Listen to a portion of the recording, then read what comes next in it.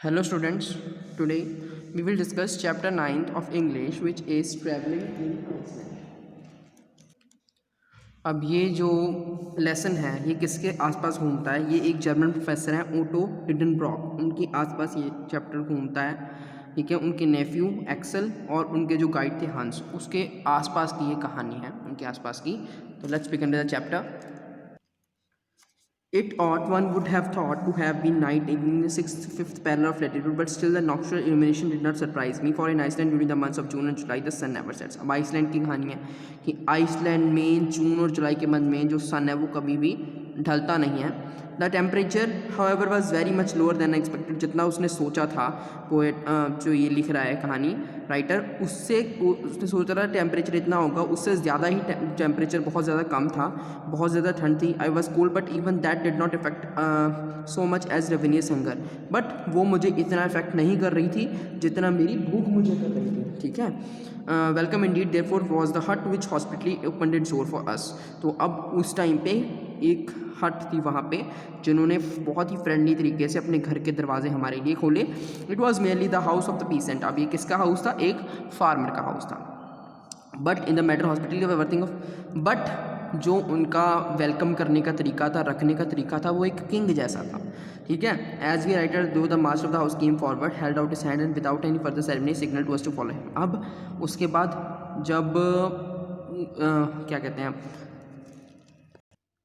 जब हम डोर तक पहुँचे तो जो घर के मालिक थे वो बाहर आए, उन्होंने हाथ हिलाया और हमें अंदर बुला लिया बिना किसी सेरेमनी के।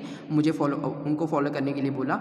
हमने उनको फॉलो किया। क्यों? क्योंकि बहुत इम्पॉसिबल पाथ था वो, एक तरह से मतलब बहुत ज़्यादा डिफ़िकल्ट पाथ था, बहुत नैरो पाथ था उनके घर तक जाने के लिए। अब इस पाथ से निकल के उनकी घर तक एंट्रेंस होती थी। Ingress means entrance. जब जो घर था उसके जो कमरे थे वो 4 कमरे थे। एक तो किचन था, एक वर्कशॉप जहाँ पे वीविंग का काम होता था, जनरल स्लीपिंग चैम्बर जहाँ पे सारे सोते थे, और एक था बेस्ट रूम जो स्ट्रेंजर्स के लिए बनाया गया था, मतलब स्ट्रेंजर अगर आते हैं तो वहाँ पे रुक सकते हैं। My uncle whose lofty stature had not been taken into consideration when the house was built. जब जो उसके अंकल थे वो बहुत ज़्यादा लंबे थे। ठीक है, उसने बोला कि जब हाउस बना था, मतलब ऐसे मजाक में बोला कि जब हाउस बना था तो उनको ध्यान में रख के नहीं बनना होगा। ठीक है, क्योंकि उनका जो हेड था वो बार बार रूफ को टच कर रहा था। We were introduced into our chamber, a kind of large room with hard earthen floor and lighted by the window. अब वो उनके कमरे में गए जहाँ पे मतलब स्ट्रेंजर्स रूम बनाया गया था। उनके जो कमरे के शीशे थे वो किसके बने हुए थे? शीप और गोट के मटेरियल, मतलब स्किन के मटेरियल से बने हुए थे, बहुत ज़्यादा ट्रांसपेरेंट थे। The bedding was compose of dry hay through into the long wooden boxes ornament with sentence. मतलब उन्होंने बोला कि बहुत सुंदर एक तरह से बनाया गया था कमरा। ठीक है, हमें ये आइडिया नहीं था कि हम इतने कंफर्टेबल, तभी उनको एक घर में ऑब्जेक्शन थी। वो ऑब्जेक्शन क्या थी? बहुत ही पावरफुल स्मेल थी ड्राइड फिश की, ठीक है, मीट की और सोर मिल्क की, जो तीनों स्मेल उनके ऑल्फैक्टरी नर्व्स को सूट नहीं करती थी। Then as soon as we had free our self from heavy travelling costume the voice of, जब हमने अपने कपड़े खोले, मतलब फ्रेश हुए प्रॉपर अच्छी तरीके से, तभी हमारे उनके होस्ट मतलब घर के मालिक की आवाज़ आई हमें खाने के लिए बुलाने के लिए। ठीक है, तो अब क्या हुआ?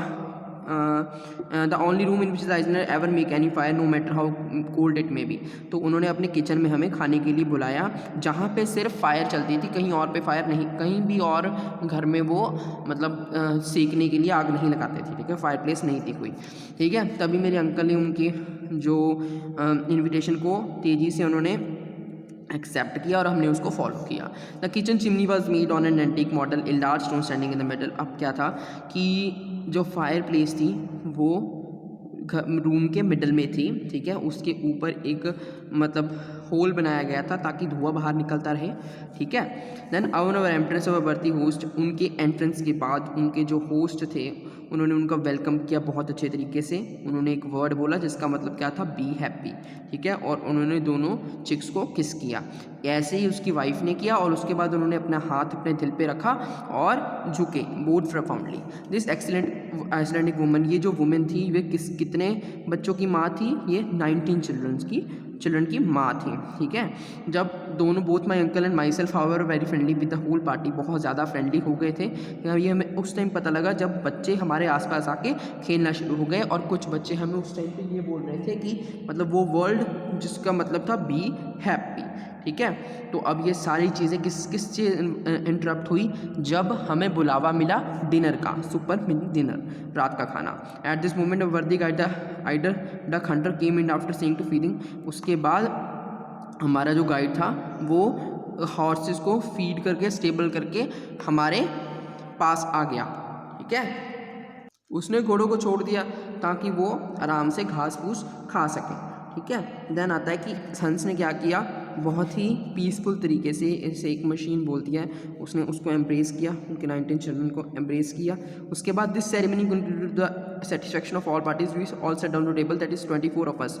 अब हम सारे टेबल पे बैठ गए, 24 जने थे वो, जितने बैठ सकते उतने बैठ के, बाकी उनके कुछ नीज पर बैठ के उनके 2 जुवेलिन्स, 2 बच्चे उनके। As soon as the soup was placed on the table, the natural tectonic common event was letting babies prevailed over all else. Our host filled our plates with a portion of lichen soup of by no means disagreeable flavor, an enormous lump of fish floating in sour butter. After that there came some sky, a kind of gods and bay. अब उनके बैठने के बाद उनको soup परोसा गया, lichen soup परोसा गया, ठीक है। उनको फ़िश दी गई, उसके बाद दही वगैरह दिया गया उनको, ठीक है। Then I was so hungry that by way dessert I finished a basin of chicken oaten porridge. सारा खाना उन्होंने फिनिश किया। As soon as the meal was over the children disappeared. अब खाना खाने के बाद सारे चिल्ड्रन चले गए, ठीक है। वहाँ पे कौन बैठे थे, सिर्फ बड़े लोग बैठे थे फायर प्लेस के पास, ठीक है। उसमें उन्होंने ग्रास वगैरह, ठीक है, उसके बाद प्लांट वगैरह की पत्तियाँ वगैरह और काऊ डंग वगैरह डाल के उसको फायर प्लेस को जगाए रखा थोड़े टाइम के लिए, जब तक एज एवरीबडी वाज सफिशिएंट, जब तक सारे पूरी तरह से गर्म नहीं हुए। A general dispersion took place, all retiring to their respective couches. अब जब धीरे धीरे लाइट कम होनी शुरू हो गई, ठीक है, तो क्या हुआ, मतलब बुझनी शुरू हो गई, तो सारे अपने अपने काउचेस में जाने के लिए तैयार हो गए। Our hostess offered to pull off our stockings according to the custom of the country, but as we graciously declined with dishonor, she left us to our bed of dry water. Next day, अब क्या था, अगले दिन 5 in the morning हमें उनसे leave लेनी थी, ठीक है, उन फ्रेंडली फार्मर से। My uncle had great difficulty in making them accept. अब उसके अंकल को ये बहुत डिफिकल्टी हो रही थी कि उन्होंने हमारा इतना ख्याल रखा, कैसे उनका पे ऑफ करेंगे। तभी हमारे गाइड ने हमें जाने का सिग्नल दिया। So thank you students for today. बाकी जो हमारा है लेसन वो हम नेक्स्ट जो हमारा पीरियड होगा उसमें हम ख़त्म करेंगे। So thank you students.